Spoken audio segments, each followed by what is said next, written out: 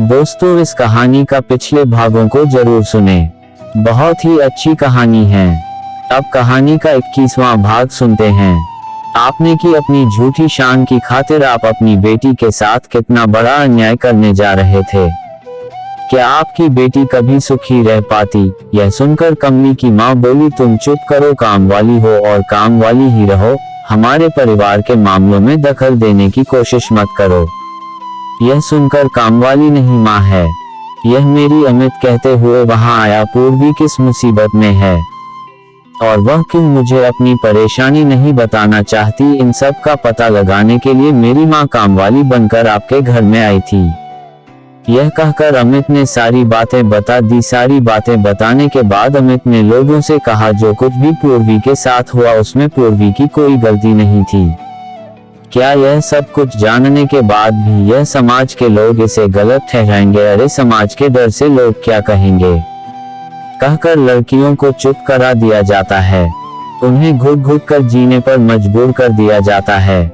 जिसने उसकी जिंदगी नरक बना दी हो उसके साथ जीवन भर उसे इसलिए साथ रहने पर मजबूर कर दिया जाता है कि उनकी समाज में झूठी इज्जत बनी रहे। ना जाने कितनी लड़कियां इस डर से घुट घुट कर जी रही है और ना जाने कितनी लड़कियों ने समाज के डर से और अपने घर वालों के दबाव में आकर आत्महत्या कर ली।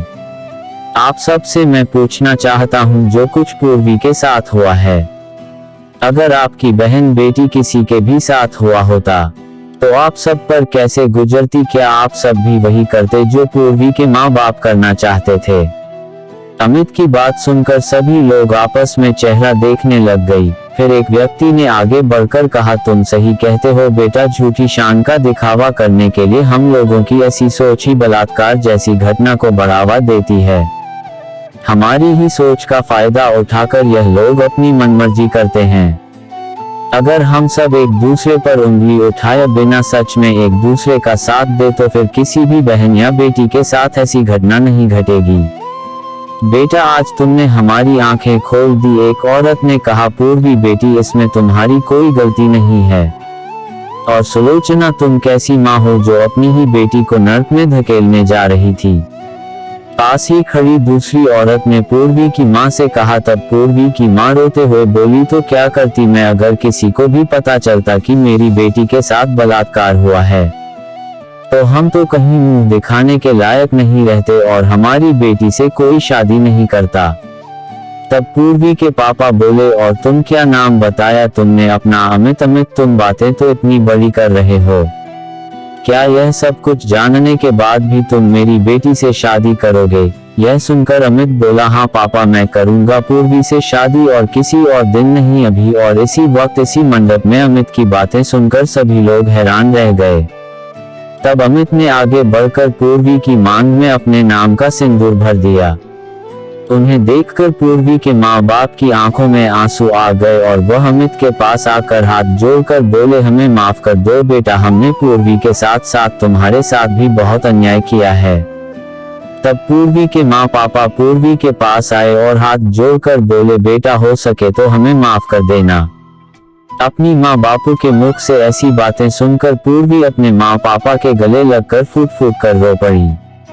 यह है देखकर कमली पूर्वी की माँ पापा के पास आकर बोली, इतना बड़ा होता है बेटी का दिल, आप लोगों ने इसके साथ इतना बड़ा अन्याय करना चाहा लेकिन इसने बिना कोई शिकायत के आपको माफ कर दिया। तब ले जाए इंस्पेक्टर साहब इस घटिया इंसान को यहाँ से। यह कहते हुए पूर्वी की पापा ने एक जोरदार तमाचा दूल्हे बने उस दरिंदे के गाल पर मारा, 2 और धक्के देकर वहां से निकाल दिया। तब अमित बोला, रुकिए इंस्पेक्टर साहब। यह कहकर वह उस दरिंदे के सामने आया और एक जोरदार तमाचा उसके गाल पर मारा और उसके मुंह पर थूकते हुए बोला, ले जाओ इसी मेरी नजरों के सामने से, वरना मैं इसे को जान से मार दूंगा। तब पुलिस उसे वहां से लेकर चली गई। तब अमित पंडित जी से बोला, पंडित जी अब जल्दी से हमारी 7 फेरों की रस्म शुरू कीजिए। अरे बेटा, अपने पापा की बिना शादी करोगे क्या? अमित के पापा यशोधर बाबू ने अंदर आते हुए कहा। यशोधर बाबू को देखकर सब लोग उसे देखने लगे। तब अमित ने आगे बढ़कर सबसे कहा, यह मेरे पापा है। तब यशोधर बाबू ने आगे बढ़कर कहा, मुझे कमली जी ने सब कुछ सच सच बता दिया है। मुझे गर्व है कि मैं अमित का पापा हूँ और अमित मेरा बेटा है।